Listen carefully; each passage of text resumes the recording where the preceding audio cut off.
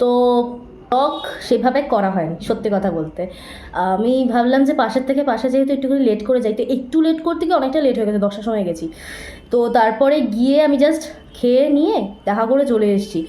সন্ধ্যাবেলা থেকে যতটুকু পেরেছি তোমাদের সাথে ততটুকুই শেয়ার করলাম এখানে, কারণ আমি গেট রেডি উইথ মি এরও কোনো ভিডিও আমি করিনি। আর আমি যতক্ষণে গেছি, বললামই তো 10টা বেজেছে, ততক্ষণে না জায়গাটা এতটাই ভিড় হয়ে গেছে, আমি ওর সাথে একটা ছবি তুলতে পারিনি। তো গেটটাও তোমাদের সাথে একটু শেয়ার করে দিলাম। আমরা যখন ঢুকছি তখন বর এসছে। আর এই যে বললাম শাড়ি জামা কাপড় ছেড়ে রাত্রিবেলা তখন কটা বাজে, 12:30 বোধ হয়, আমি ড্রেস ফ্রেস চেঞ্জ করে গেলাম। গিয়ে দেখলাম এখানে ওর আশীর্বাদ হচ্ছে। আমরা তারপরে বসে বসে গল্পই করছিলাম, কারণ আর তো কিছু করার নেই, বিয়েটা অনেকটাই লেটে হয়েছে, যার জন্য এত ফাঁকা বিয়ে বাড়ি। কারণ সবাই মোটামুটি বাড়ি চলে গেছিল। ওর বোন এখানে বসে বসে ক্লান্ত হয়ে হাই তুলছে। আমি ভাবলাম কি করব, কয়েকটা বরং মিষ্টি খেয়ে নিই, কারণ না আমার খিদেও পাচ্ছিল একটুখানি। তখন একটা বোধহয় বেজে গেছে, বাজে রাত 1:15।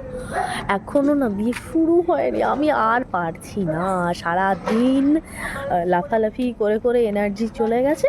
সো আমি এখন বাড়ি যাচ্ছি। আমার খুব ইচ্ছে ছিল বিয়েটা দেখার, বাট